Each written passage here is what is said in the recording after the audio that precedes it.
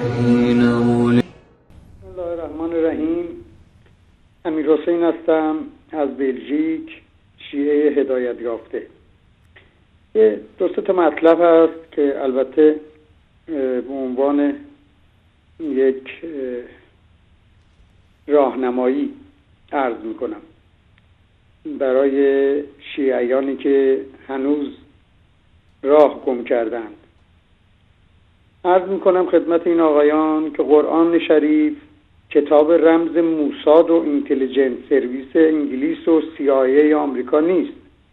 قرآن کتاب هدایت است برای همه مردم جهان.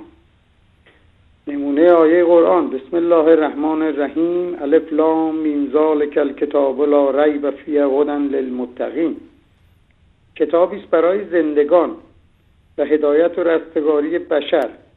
به همین دلیل اسم آن قرآن است، یعنی کتابی برای خواندن و تدبر در آیات آن و اطاعت از دستورات خداوند، نه اینکه آخوندان رافضی و مشرک برای گمراه کردن و دور کردن مردم از خدا و رسولش و برای اینکه مردم مشرک باقی بمانند آیات را با هوا و هوس خود تعبیر و تفسیر می‌کنند. مثلا میگویند تین و زیتون یعنی حسن و حسین رضی الله عنه، لولو و مرجان یعنی فاطمه و علی، عروة الوثقی یعنی حضرت علی.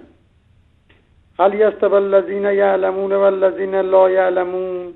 الذین یعلمون یعنی اهل بیت و لا یعلمون یعنی دشمنان اهل بیت، که منظور آخوندا از دشمن همانا اهل سنت و جماعت است، چون آنها را دشمن اهل بیت می‌دانند. انا اعطیناک الکوثر. کوثر یعنی فاطمه. من به عنوان کسی که 50 سال شیعه بودم از آقایون ماموران وزارت اطلاعات و آدمخوران ولایت فقیه خواهش میکنم با سند و مدرک جواب دهند که این خزعبلات را از کجا آوردند. لطفاً تلفن کنید و در برنامه جناب آقای انصاری جواب بدهید.